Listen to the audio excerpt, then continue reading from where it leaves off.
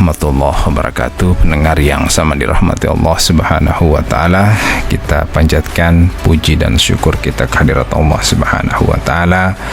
Alhamdulillah, kita malam hari ini kembali dipertemukan oleh Allah Subhanahu wa taala dalam program Mohima Isya, memperoleh hikmah menunggu azan Isya.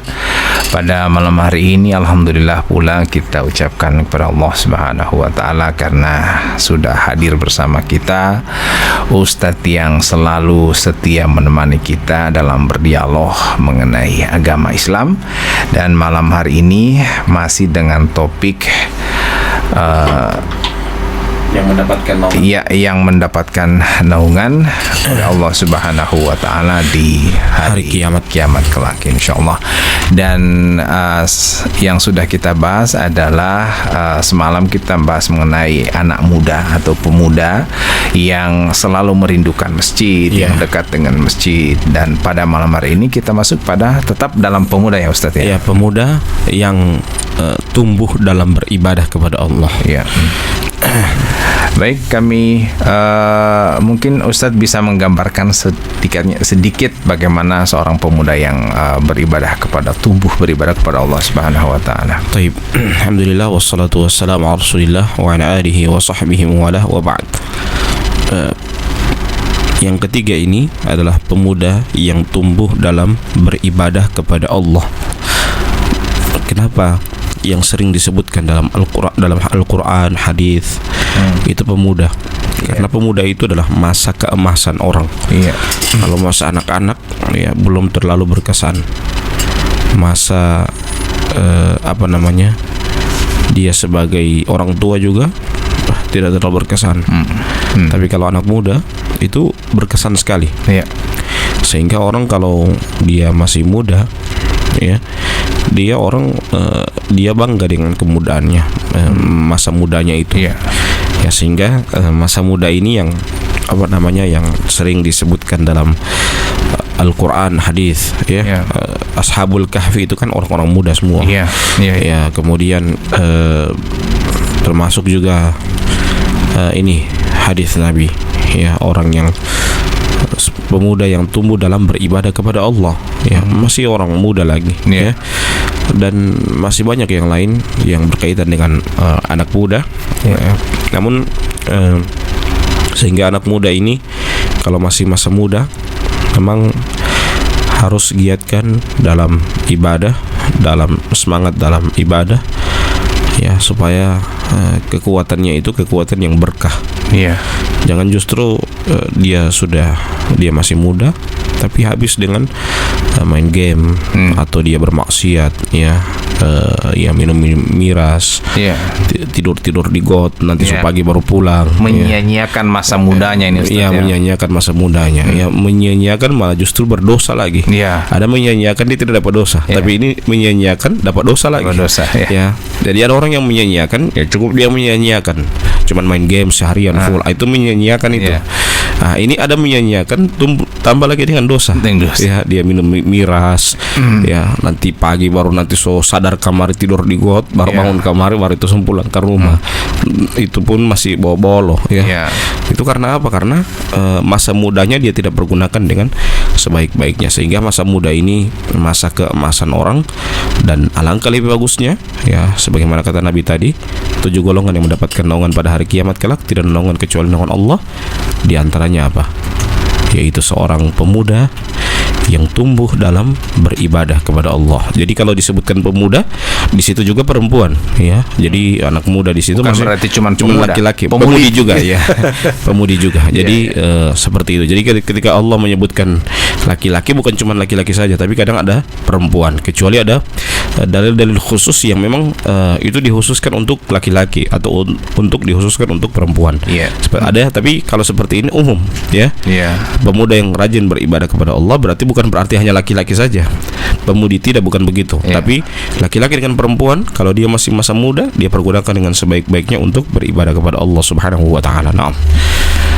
Baik, mendengar yang sama dirahmati Allah Subhanahu wa taala, kami memberikan waktu kepada Anda ataupun kesempatan kepada Anda untuk bisa berkecimpung bersama kami melalui telepon di 085171664994. Masih bersama Pak Ustadz Robianto Ibrahim STHI. Sudah ada di line telepon, kita angkat dulu Pak Ustadz ya. Assalamualaikum, Maisa. Waalaikumsalam warahmatullahi wabarakatuh. Iya, silakan Ibu pertanyaannya. Dengan siapa Ibu? Lis ya, di Pentar Barat. Ya, silakan Ibu Lis pertanyaannya. Begini Pak Ustaz, saya punya kepenatan seorang pemuda. Dia ini Pak Ustaz peminum berat. Seperti yang dikatakan tadi oleh Pak Ustaz. Ada sampai-sampai kalau sudah mabuk itu dia ada kalanya tidur di gor. Iya. Ya, tapi alhamdulillah Pak Ustaz, sekarang dia ini sudah bertobat. Iya. Sudah mulai rajin ke masjid. Beroleh hidayah ya. Memperoleh hidayah. Alhamdulillah Pak Ustaz sampai sekarang tidak mau lagi. Kalau dipanggil sama teman-temannya, dia bilang enggak usah. Dia bertobat saya, dia bilang. Kami juga keluarga sangat berharap, alhamdulillah. Berarti dia ini sudah mulai bertobat, sudah mendapat hidayah. Ya, itu bagaimana Pak Ustaz? Iya. Terima kasih. Assalamualaikum warahmatullahi wabarakatuh. Ya, ini pertanyaannya Ustadz. Seorang bertobat itu karena hidayah atau berubah menunggu karena keajaiban seperti itu, atau memang mendengarkan ceramah kemudian dia berubah? Ini kan perubahan ini orang mengatakan nanti dia juga berubah sendiri. Nah, ini pertanyaannya mungkin arahannya ke sana. Iya.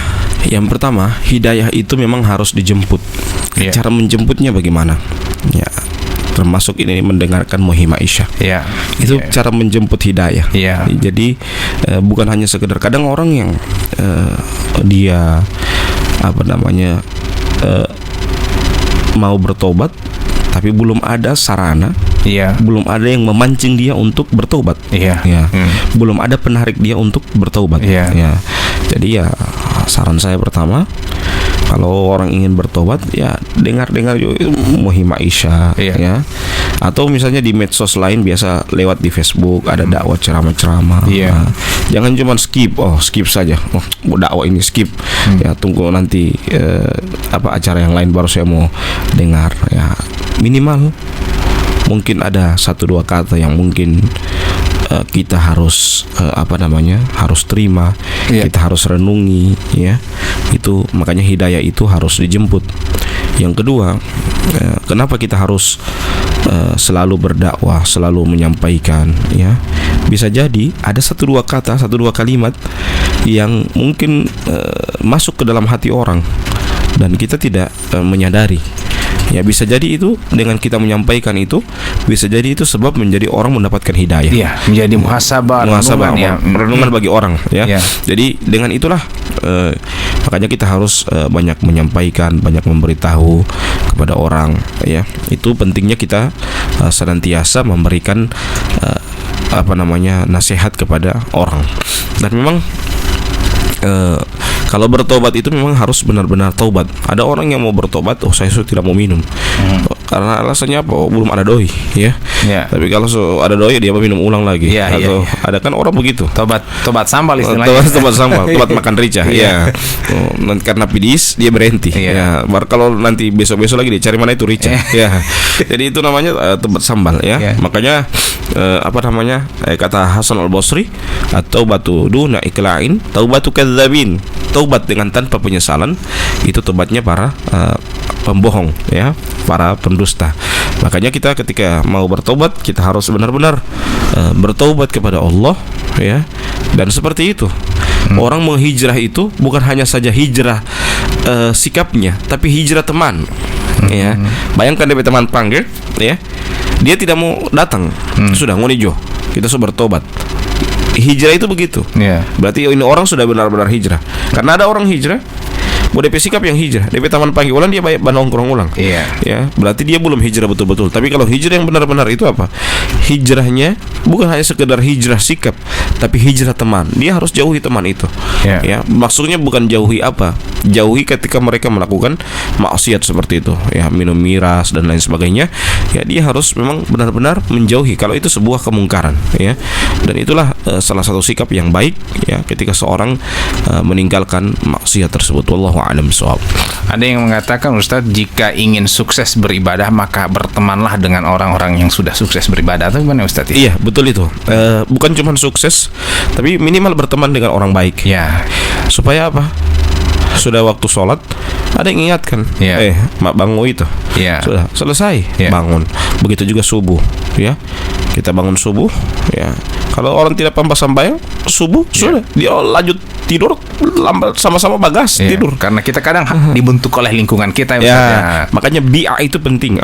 Bi'a itu lingkungan sekitar itu penting. Makanya kalau lingkungan sekitar itu bisa terjaga dengan baik, maka insya Allah bisa terjaga juga, ya. Makanya kalau kita ingin terjaga, lingkungan kita terjaga, keadaan amalan kita dengan baik, maka kita pilihlah teman-teman yang memang juga menjaga lingkungan itu dengan sebaik-baiknya, dengan amalan-amalan seperti itu.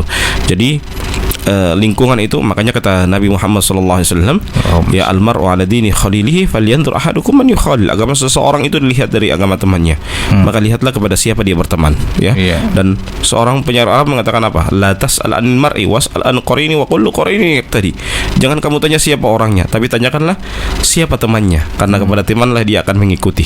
Jadi dan itulah, teman itu sangat mempengaruhi. Teman itu cuma dua. Kalau bukan kita mempengaruhi, kita yang akan dipengaruhi. Ya, dua itu saja, ya. Kalau teman itu, jadi kita bisa mempengaruhi dia kalau berarti level kita lebih tinggi dari dia. Atau sebaliknya, kalau levelnya lebih tinggi dari kita, ya dia akan mempengaruhi kita. Baik, seperti itu. Jadi memang ketika kita berhadapan dengan lingkungan yang mampu, misalnya kita sebagai anak muda ini, Ustadz, ya, kita pindah ke sebuah lingkungan yang memang penuh dengan maksiat. Apakah kita harus berhijrah dari situ atau memang kita tetap stay di situ? Ya, bagusnya kalau dia stay di situ, dia harus mampu mempengaruhi mereka. Jangan sampai justru terpengaruh. Kalau terpengaruh itu parah itu kalau begitu, ya.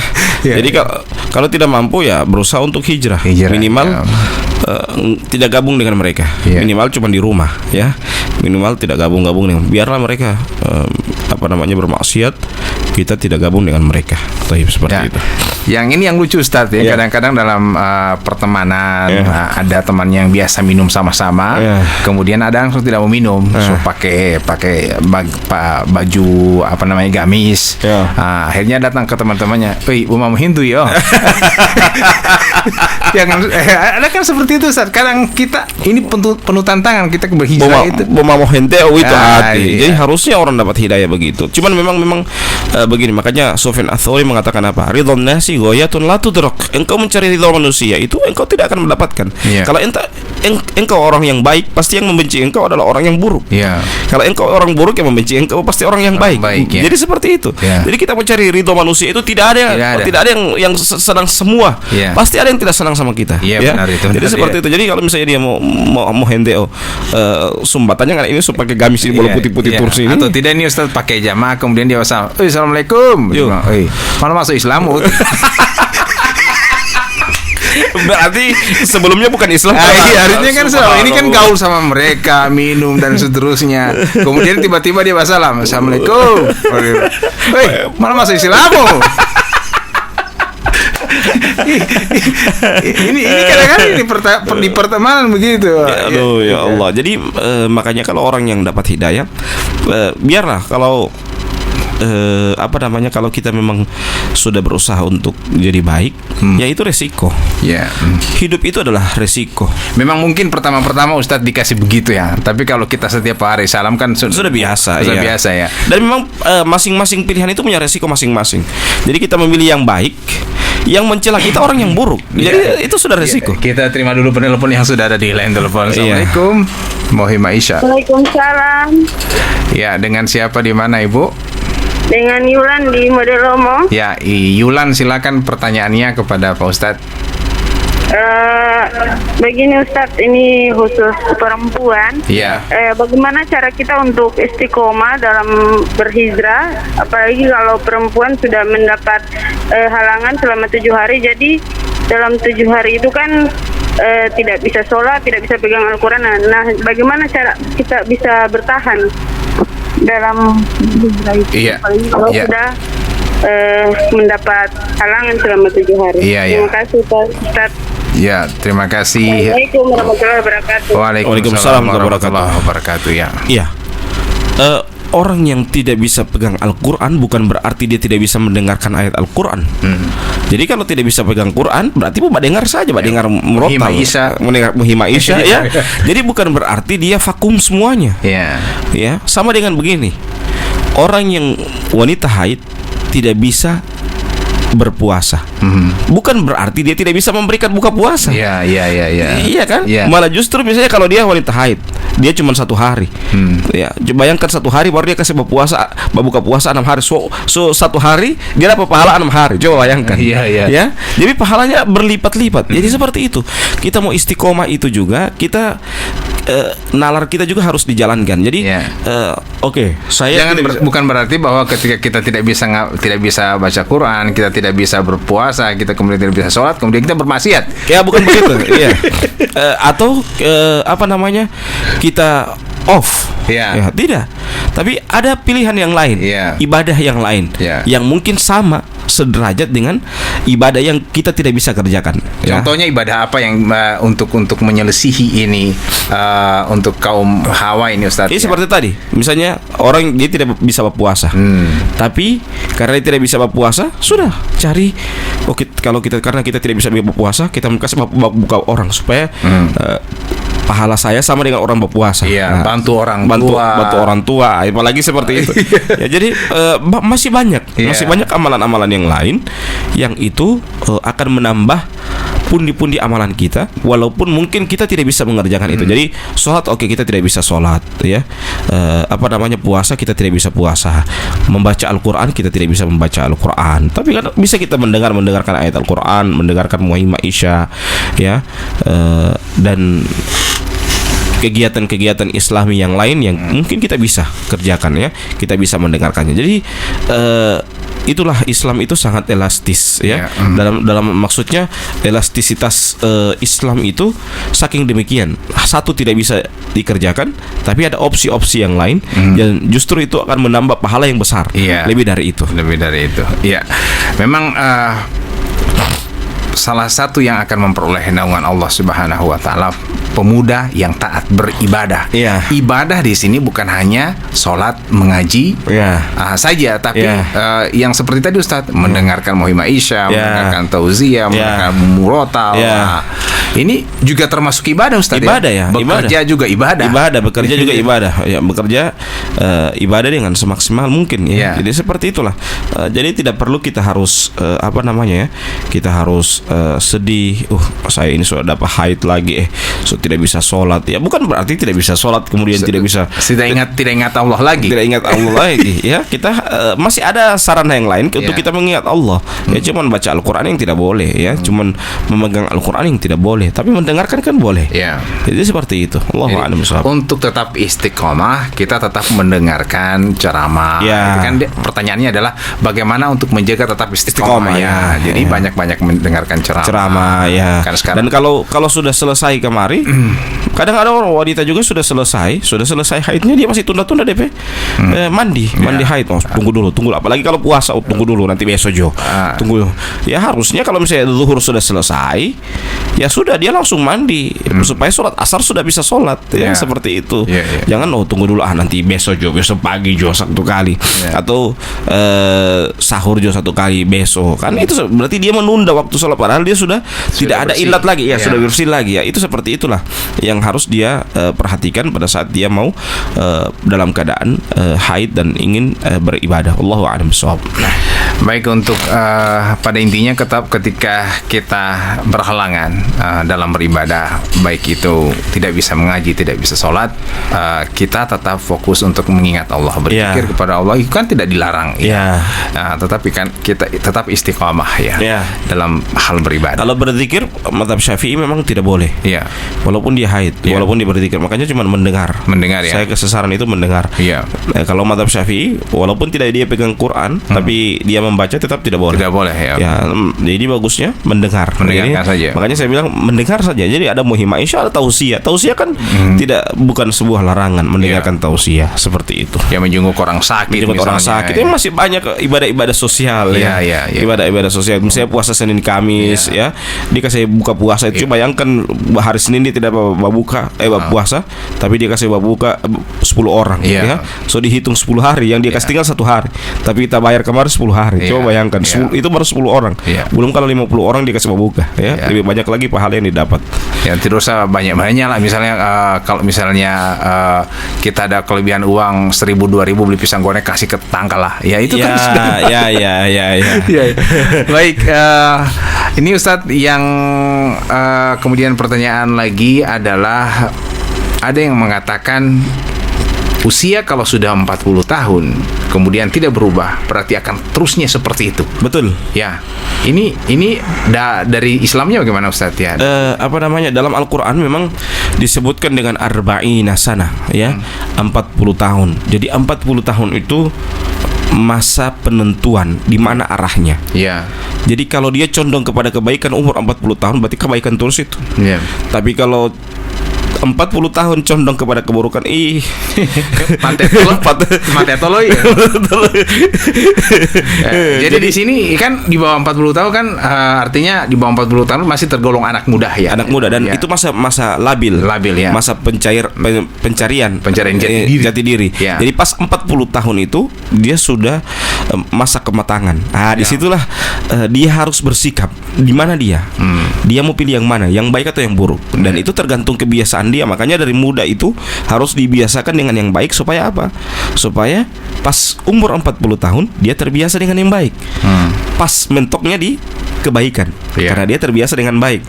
Tapi kalau terbiasa dengan buruk, pas 40 tahun tak terus belok kiri terus. Baik, makin asik perbincangan kita mengenai Islam pada malam hari ini di Mohim Aisyah. Dan bagi para pendengar yang ingin bergabung bersama kami, sekali lagi kami sampaikan di nomor telepon kami 085171664994. Allah memang memberikan begitu harapan besar kepada para pemuda untuk insya Allah menjadi pemuda-pemuda yang akan memperoleh berkah, memperoleh naungan Allah Subhanahu wa taala di hari kiamat kelak. Yang pertama, pemuda yang sebelumnya disampaikan oleh Ustaz adalah pemuda yang dekat atau selalu rindu akan masjid. Kemudian pemuda yang taat beribadah kepada Allah. Ya, beribadah tidak hanya pada sholat mengaji saja, tapi ibadah umum.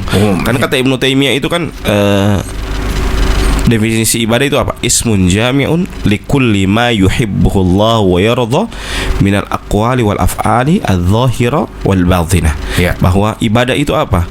Suatu nama yang mencakup di dalamnya apa-apa yang dicintai oleh Allah dan diridhoi oleh Allah berupa perkataan dan perbuatan, baik yang nampak maupun yang tersembunyi.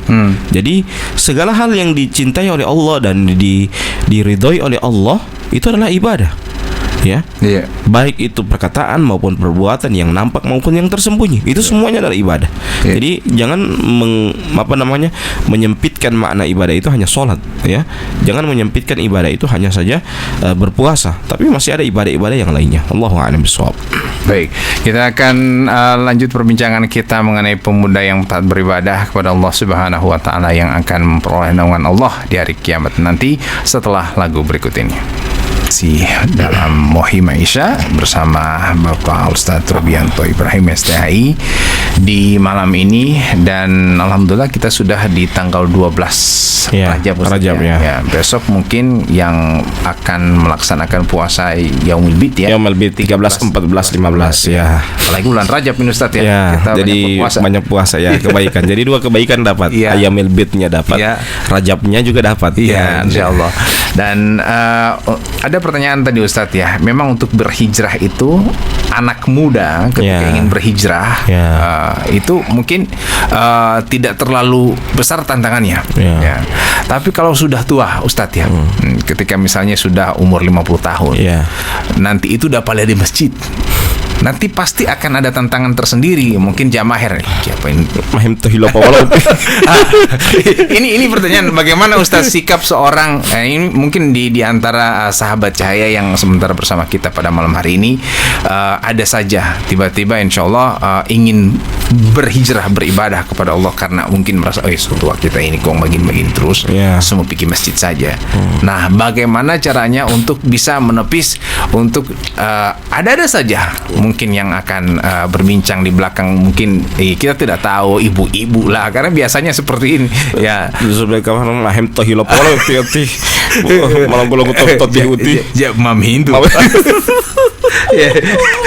Ini Ustaz ya, teman Ustaz.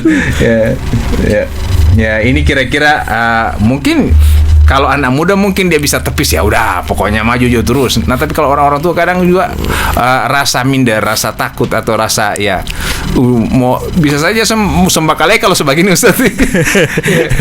Jadi begini ya. Kita tidak diazab karena celaan orang, tapi kita diazab karena perbuatan kita. Jadi tidak, kita cuek saja dengan celaan orang. Kita cuek saja dengan apa yang orang sampaikan sama kita, celah sama kita. Nabi saja dicela, ya. Nabi orang baik itu dicela. Jadi bukan berarti orang yang baik itu bebas dari celaan. Nabi sekelas Nabi saja dicela, dibilang tukang sihir, dibilang pembohong, biasa itu. Jadi begitulah namanya dakwah itu begitu. Namanya orang yang berbuat baik itu begitu, pasti dicela, ya. Apalagi baru injak di masjid baru bilang mahem tohilo pola uti mamahintu uti ya, bola berapa hari ini sembarang kesempatan uti kalau begini ya. Tapi biasanya cuma 1-2 hari, 3 hari. Ya, cuek lah, cuek saja. Jadi intinya yang menjalani di dunia maupun di akhirat itu kita, bukan orang. Jadi abaikan saja orang yang mencela. Tapi ingat, kita juga harus dengar, pasang telinga. Ada celaan yang itu merupakan kritis membangun buat kita harus dengar. Ini yang kita harus dengar, yang kita ambil ini. Jadi ada orang yang celaan memang dasarnya memang bomo hendeo, ya. Jadi tidak diabaikan saja kalau yang begitu. Jadi kalau misalnya ada yang kritik membangun, ini bagus, ya. Ini bagus, ya. Misalnya ini sholat itu jangan bawa cuma masbuk terus. Itu membangun itu namanya. Jadi sholatnya dia sudah setujui, tinggal masbuknya yang dikritisi. Itu kita harus dengarkan saran-saran kritik seperti itu, walaupun cuma bercanda. Ada penelpon terakhir sebelum kita closing ya. Assalamualaikum. Assalamualaikum. Waalaikumsalam warahmatullahi wabarakatuh. Ya, Ustaz. Ya, itu dulu dengan siapa ini, Pak? Dengan Pak Atam ini. Pak Atam ya, Pak Atam di Lamu ya, Pak Atam ya. Ya, itu dulu Pak Atam ya. Iya, Ustaz, memang pemuda ini sangat mempengaruhi bangsa maupun agama. Seperti yang pernah dikatakan oleh Bung Karno kita, berikan aku 1000 orang tua, saya akan guncangkan Gunung Semeru. Tapi berikan aku 10 pemuda saja, aku bisa guncangkan dunia. Kalau pemuda ini, memang pemuda ini sangat berpengaruh, Pak. Iya benar. Negara maupun agama. Jadi kalau pemuda hancur, sudah hancurlah semua. Benar. Kira-kira bagaimana caranya pemuda-pemuda ini kita bisa jaga agar istiqomah di jalan Allah. Iya. Itu saja, Ustaz. Assalamualaikum warahmatullahi wabarakatuh. Waalaikumsalam warahmatullahi wabarakatuh. Baik. Iya, ini pengalaman pribadi saya. Saya itu kenal dakwah dipancing dengan bola kaki. Saya orang tahu pemain bola, dikasih kostum, tapi syarat kasih kostum bahasa sambayang dulu ente, baru itu kita udah kasih kostum. Jadi kalau mau jadi tim, sholat dulu ente 5 waktu. Nah, akhirnya sholatnya yang aktif, bola kakinya suka setinggal. Jadi seperti itu. Awalnya memang dipancing dengan bola kaki, makan-makan, ya biasalah. Ya di seperti itu. Anak-anak muda kan maunya nongkrong. Memang harus dipancing seperti itu dulu. Bukan berarti kita sholat cuma karena ingin dapat kaos itu. Dan memang ada magnet, dijadikan magnet itu dulu. Jadi dan waktu itu dengan teman-teman saya yang dekat-dekat juga begitu, sama-sama pemain bola, sama-sama. Jadi mereka itu memang datang sudah Orang seingat-ingat itu sebentar maghrib sholat, iya sholat, habis itu semua rapat mau bertanding dengan apa, kita dengan apa. Habis sholat itu, habis maghrib itu, antara maghrib dengan isya begini, menceritakan tentang pengalaman-pengalaman atau jadwal-jadwal kita mau bertanding. Jadi sehingga kebiasaan itu musyawarahnya bukan di luar, musyawarahnya di masjid, sambil juga muhima isya, sambil muhima isya. Jadi kalau kita di Cahaya FM ini muhima isyanya dengan diskusi agama, saya dulu itu diskusi bola kaki, ya jadwalnya. Insyaallah kita akan lanjutkan pada pertemuan berikutnya karena sudah malam uti. Dan insyaallah kita tutup dengan surah Al-Asr. Bismillahirrahmanirrahim. Wal 'asri innal insana lafi khusrin illa alladziina aamanu wa 'amilus solihati wa tawassaw bil haqqi wa tawassaw bis sabri. Wassalamualaikum warahmatullahi wabarakatuh. Assalamualaikum warahmatullahi wabarakatuh. Pendengar yang sama dirahmati Allah Subhanahu wa taala, kita panjatkan kehadirat Allah Subhanahu wa taala atas segala rahmat, limpahan kasih sayang yang tidak pernah putus kepada kita sekalian hingga pada malam hari ini. Alhamdulillah kita diberi kesehatan untuk mendengarkan muhima isya, mencari berkah sambil menunggu azan isya di malam hari ini bersama Bapak Robianto Ibrahim yang sudah bersama kita dalam program muhima isya. Salawat dan salam tercurahkan kepada Nabiullah Muhammad sallallahu alaihi wasallam, nabi yang telah tunjuk kepada kita semua. Dan kita langsung saja kepada orang-orang yang masih dalam topik siapa saja yang memperoleh naungan Allah Subhanahu wa taala di hari kiamat kelak. Yang sudah kita bahas adalah pemimpin yang adil, kemudian pemuda yang selalu merindukan masjid, dan pemuda yang senantiasa beribadah kepada Allah Subhanahu wa taala. Untuk itu sambil menunggu penelpon yang mungkin masih ada yang kurang ataupun yang masih ingin dipertanyakan seputar tiga bahasan yang kami sampaikan sebelumnya, kami persilahkan di 0851 71664 994. Namun kita sambil membahas topik yang baru Ustaz ya pada malam hari ini, orang-orang yang mendapat naungan Allah Subhanahu wa taala ketika di hari kiamat kelak. Kami menanyakan dulu kabar Pak Ustadz yang sudah hujan-hujanan datang ke radio ya. Saya sudah lupa ini Ustaz ya. Tidak apa-apa. Ya, silakan Pak Ustadz. Alhamdulillah wassalatu wassalamu Rasulillah wa ala alihi wa sahbihi wa ba'd. Alhamdulillah malam hari ini kita berjumpa kembali di pekan ini.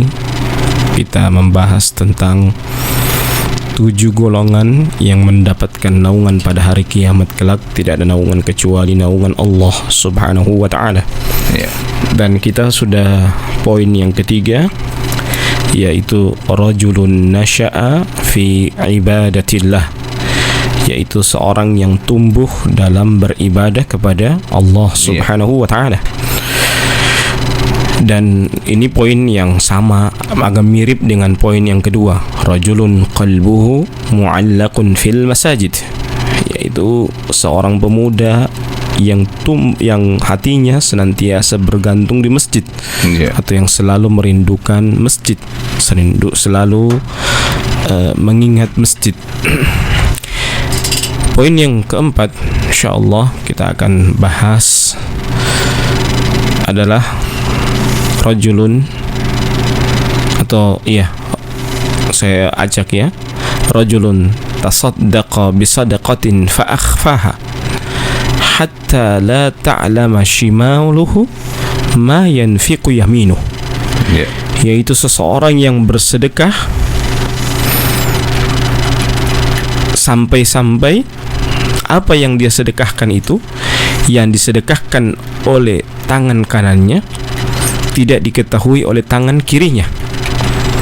Bayangkan, ini analogi dari Nabi Muhammad sallallahu alaihi wasallam. Ya. Ketika bersedekah,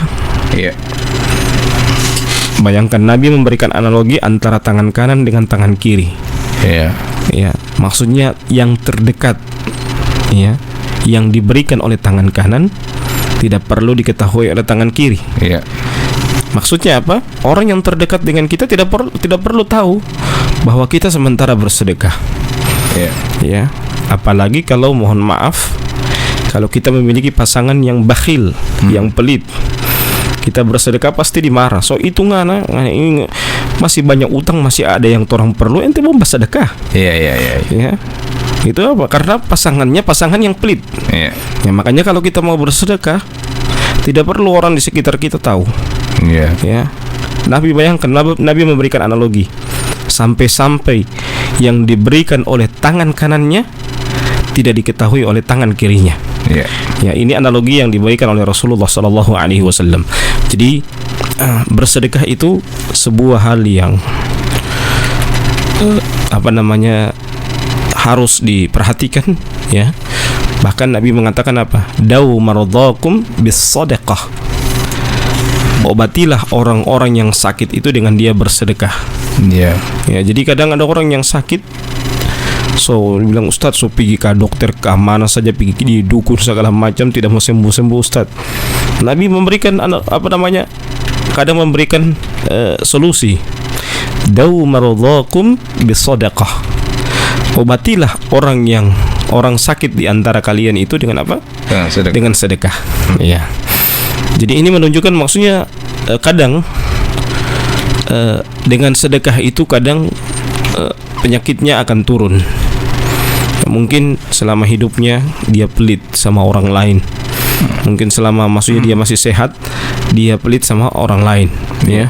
Nanti dia sudah sakit, ya mungkin seperti itu. Atau kadang juga kita disuruh bersedekah bukan karena kita bersedekah, tapi bisa jadi ada hak-hak milik orang lain yang Allah berikan lewat kita.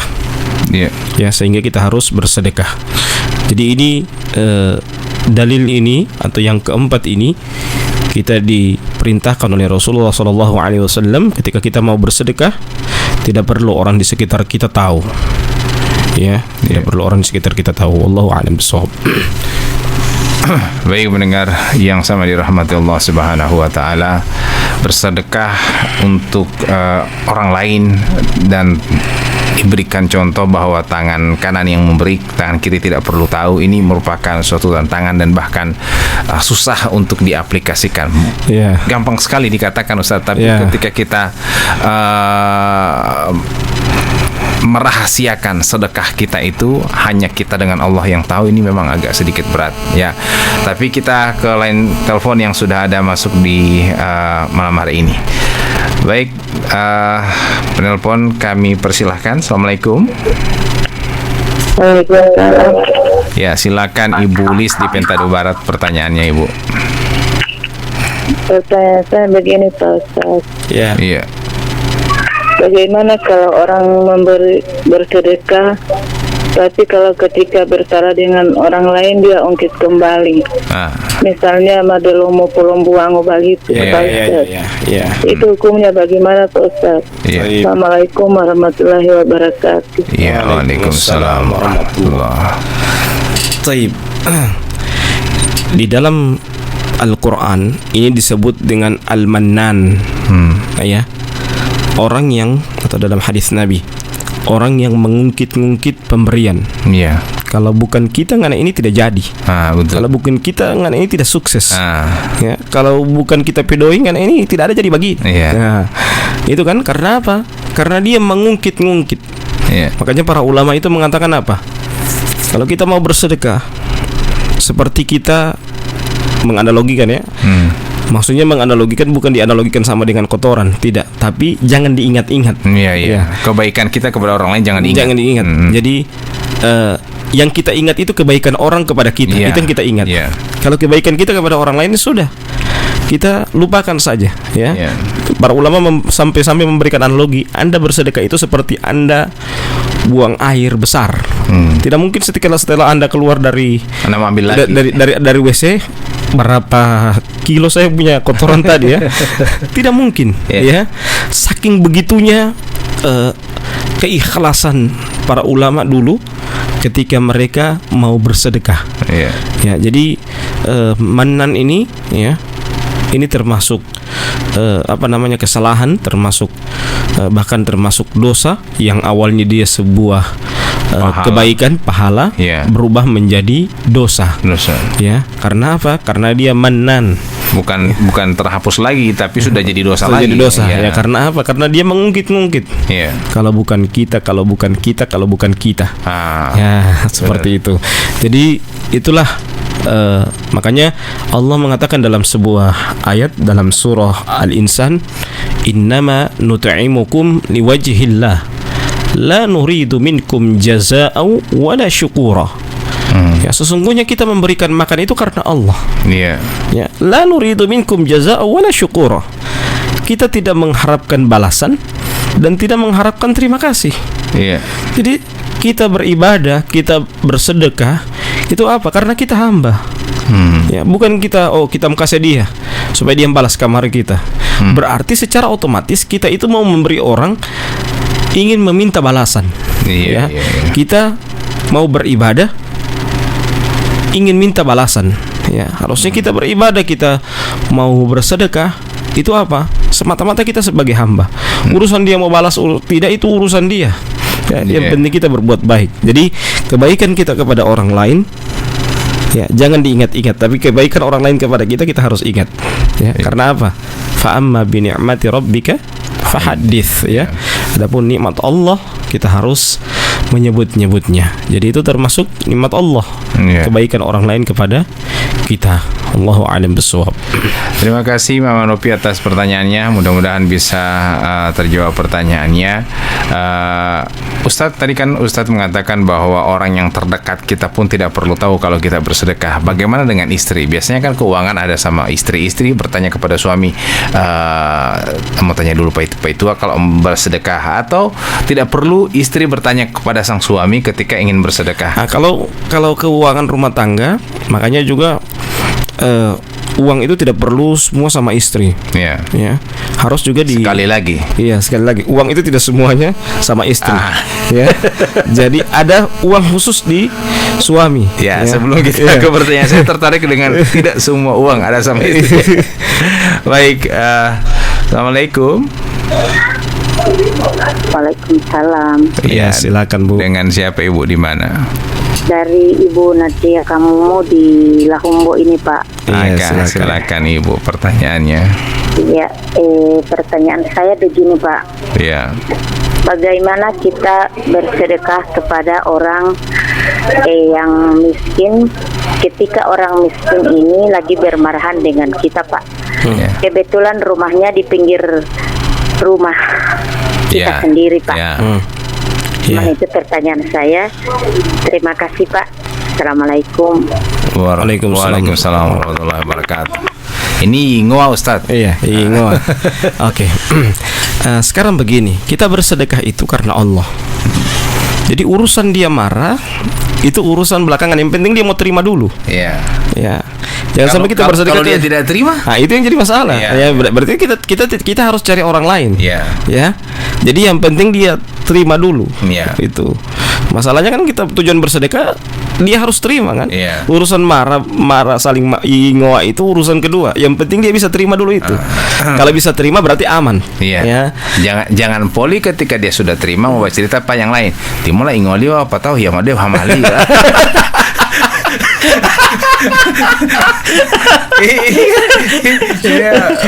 Tidaklah cerita sama orang lain, tapi cerita pak suami.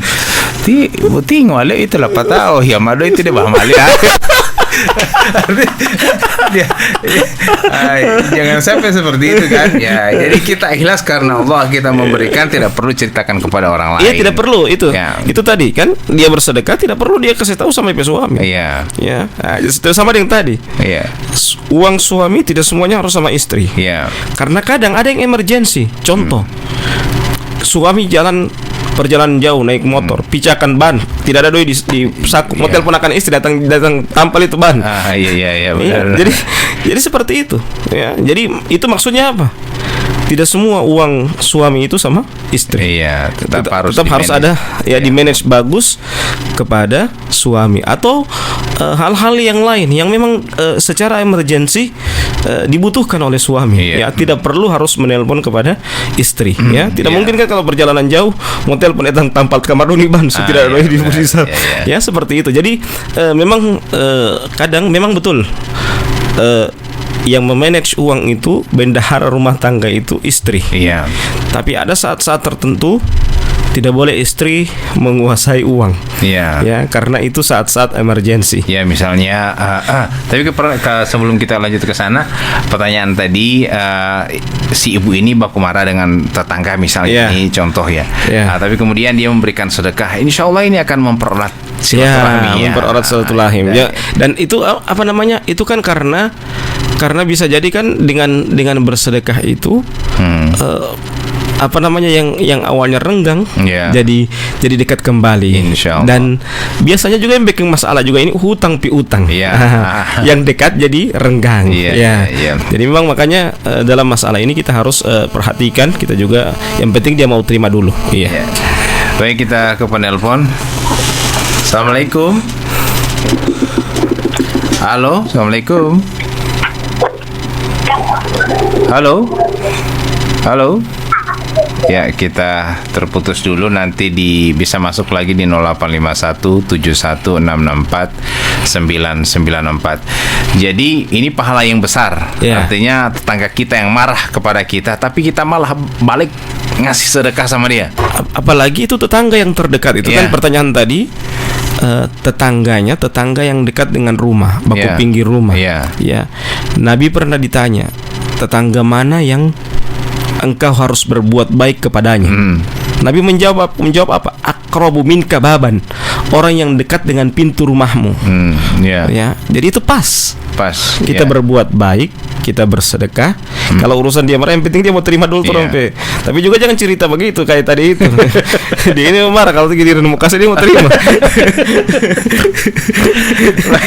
Baik, pendengar yang sama dirahmati Allah Subhanahu wa taala, sekali lagi kami mengundang untuk bisa bertanya, berinteraksi atau berdialog dengan Pak Ustadz di Mohima Isya, dan kami masih membuka line telepon dan masih dengan bukan nyebutnya penguasaan, tapi manage keuangan. Itu biasanya dipercayakan kepada istri, karena memang istri khawatir kalau diberikan kepada suami kan biasanya konotasinya itu suami itu royal, tidak tahu urus keuangan.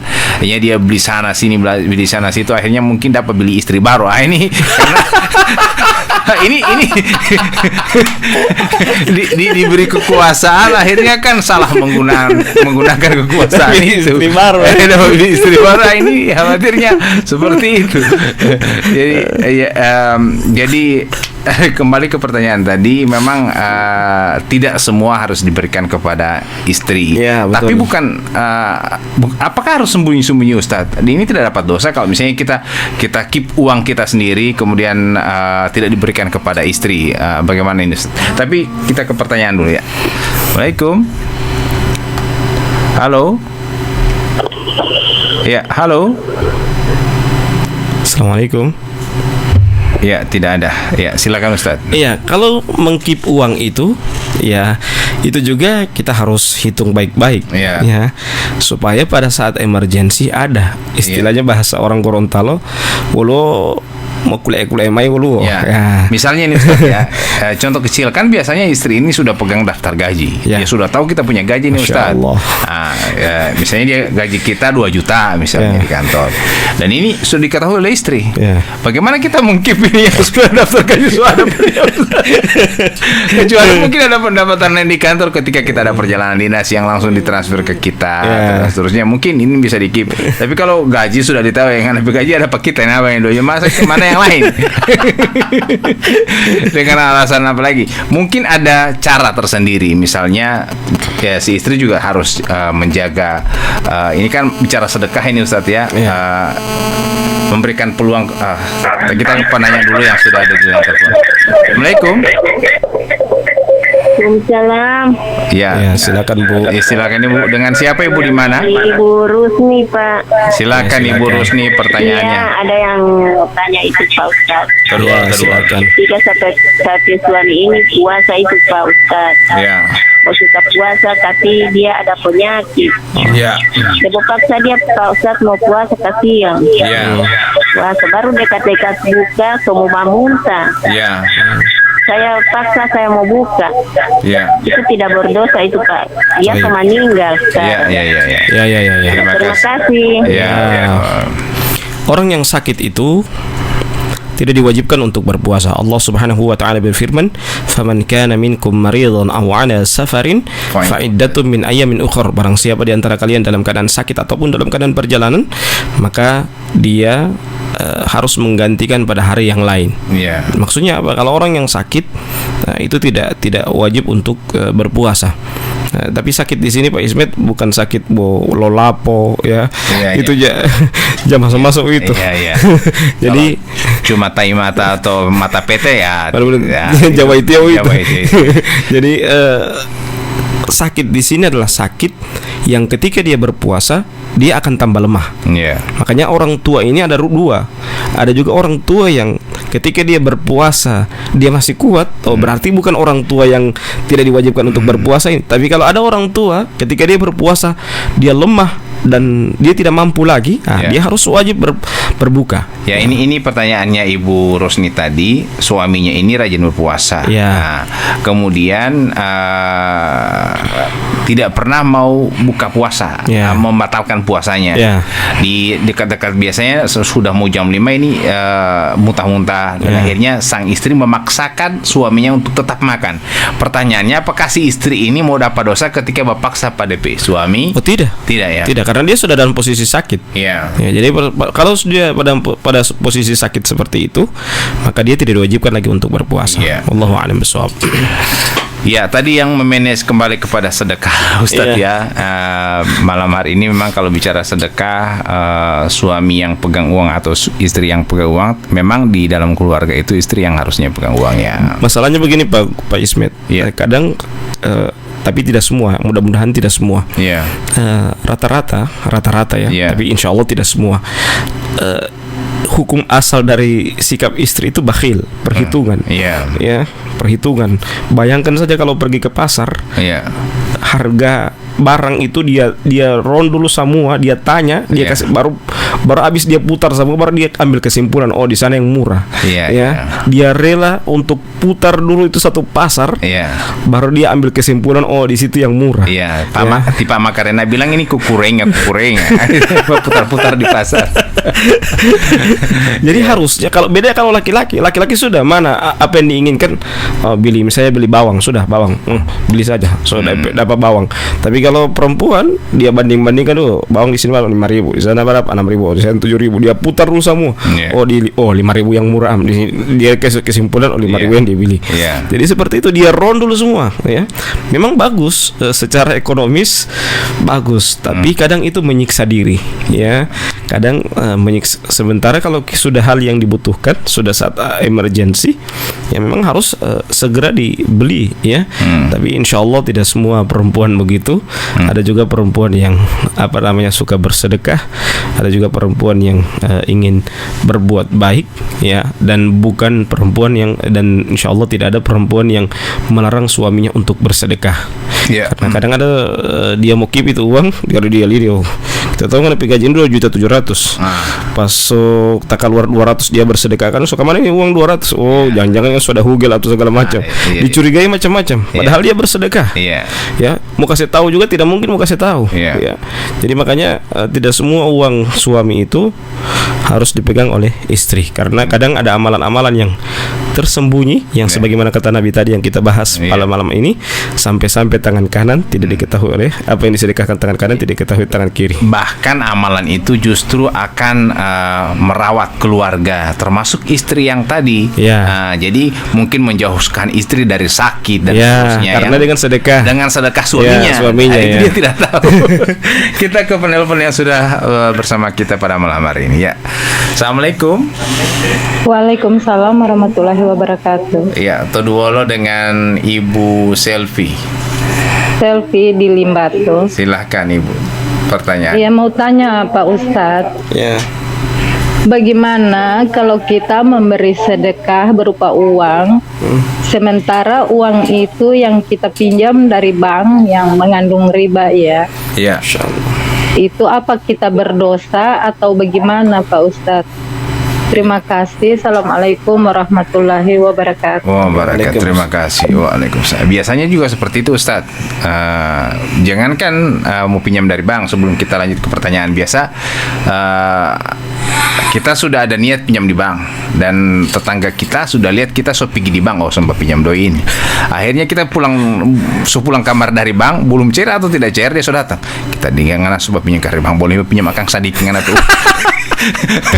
Tolong kamari kita ngana kan cair kamari, tolong kamar dulu kita ya. Ini apakah uang ketika kita pinjam dari bank ini kita pinjamkan atau sedekahkan kepada orang lain ini, bagaimana Ustaz? Yang pertama kita harus tahu dulu riba itu yang bagaimana. Yeah. Ya, sekarang orang kalau bicara riba, jadi tidak semua hal yang dari bank itu riba. Yeah. Karena ribawiyah itu adalah sistem. Yeah. Ya. Jadi kita harus catat ya, ribawiyah itu sistem. Yeah. Bukan uangnya. Yeah. Ya. Bukan uangnya. Jadi tidak semua hal yang keluar dari bank itu riba.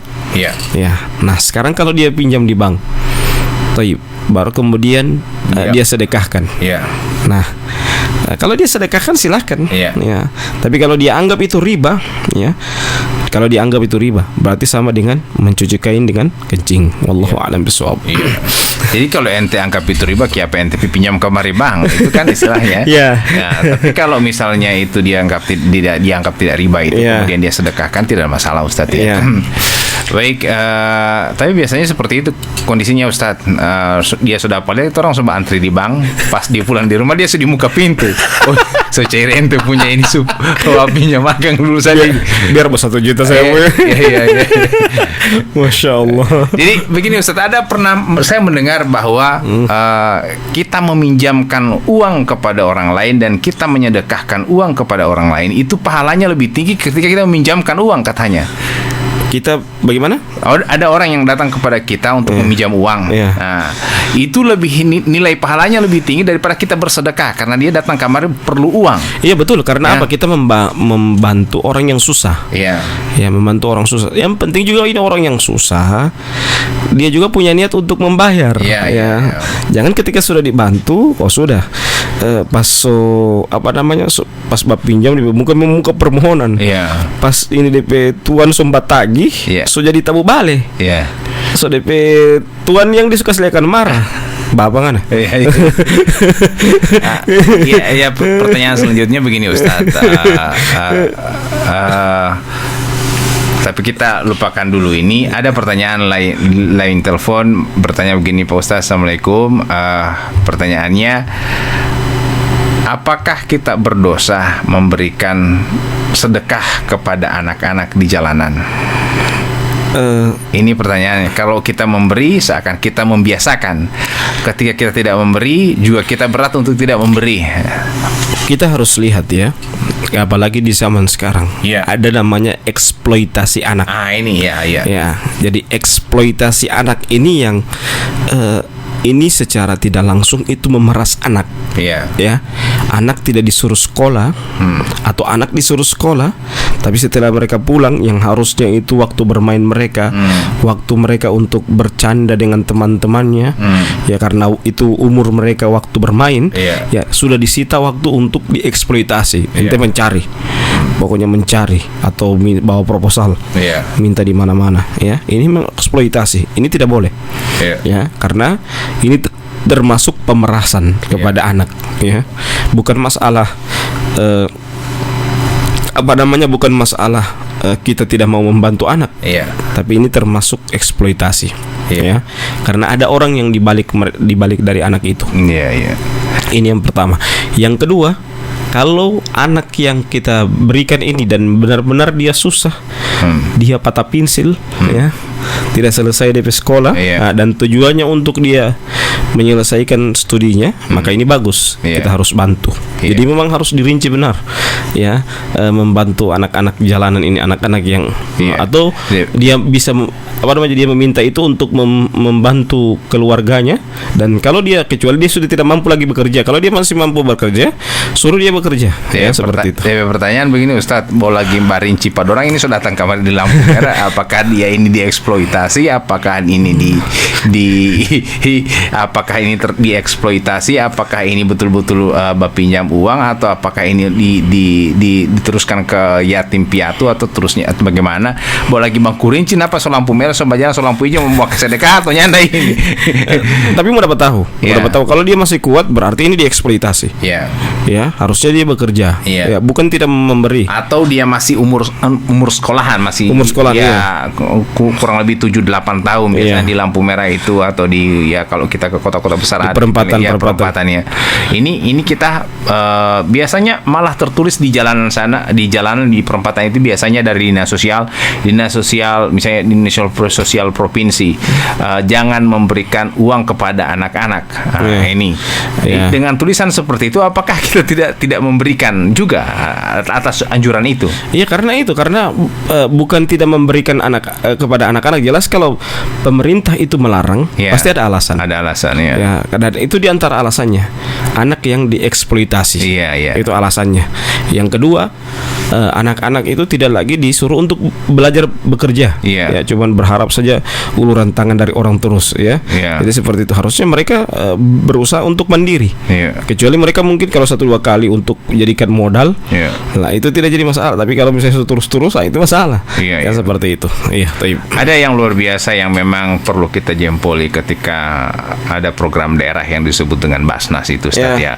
Itu kan langsung dipotong di gaji. Nah, itu kita bersyukur. Karena kenapa? Karena kita tidak tahu mau dikemanakan uang kita. Yang penting kita ikhlas berikan, sudah selesai.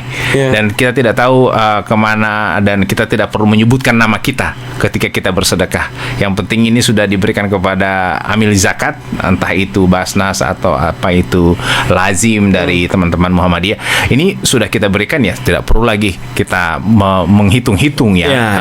Ini ada memang organisasi tertentu yang tidak perlu kita kesana. Biasanya kalau saya biasanya begini, tidak perlu tangan kanan memberi, tangan kiri tahu. Tapi kalau misalnya kita berikan beras kepada tetangga kita masih tetangga tahu bahwa kita yang memberikan.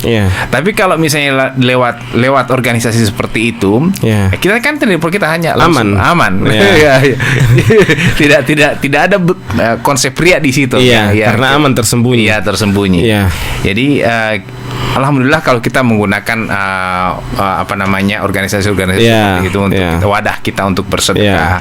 Ada teman-teman kita di PPA, teman-teman kita di Lajismu, ada di Basnas. Ini sebuah organisasi alhamdulillah sudah mengakomodir ini semua, dan ada beberapa organisasi lain yang juga mengakomodir itu. Misalnya kalau ada korban banjir di Manado, ada posko-posko untuk kita memberikan uluran tangan. Kita beri dengan tangan kanan, tidak perlu kita langsung ngantar ke Manado sana misalnya. Ya kan, begitu. Tapi memang kalau misalnya banyak yang harus kita perdalam mengenai sedekah ini, Ustadz. Misalnya ketika kita pergi ke pesta pernikahan, kita beri amplop. Biasanya kita pasti nulis nama di situ. Kurang sekali orang yang tidak menulis nama. Kalau kurang tidak tulis nama begitu, yang dia kasih pun cuma sedikit. Nah, tapi kalau banyak dia pasti tetap tulis nama itu. Nah, apakah ini konsep ikhlas dengan tidak ikhlas? Ini bukan berarti ingin dikembalikan, dibayar kembali nih apa yang kita sudah berikan.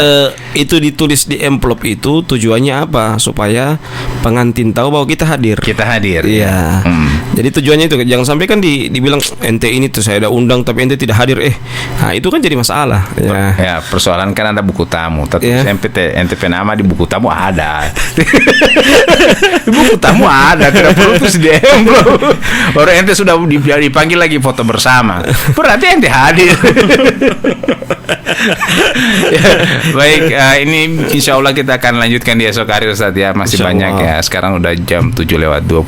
Terima kasih. Kita tutup dengan membacakan surah Al-Asr. Bismillahirrahmanirrahim. Wal 'asri innal insana lafi khusr illa alladziina aamanu wa 'amilus salihati wa tawassaw bil haqqi wa tawassaw bis sabri. Wassalamualaikum warahmatullahi wabarakatuh.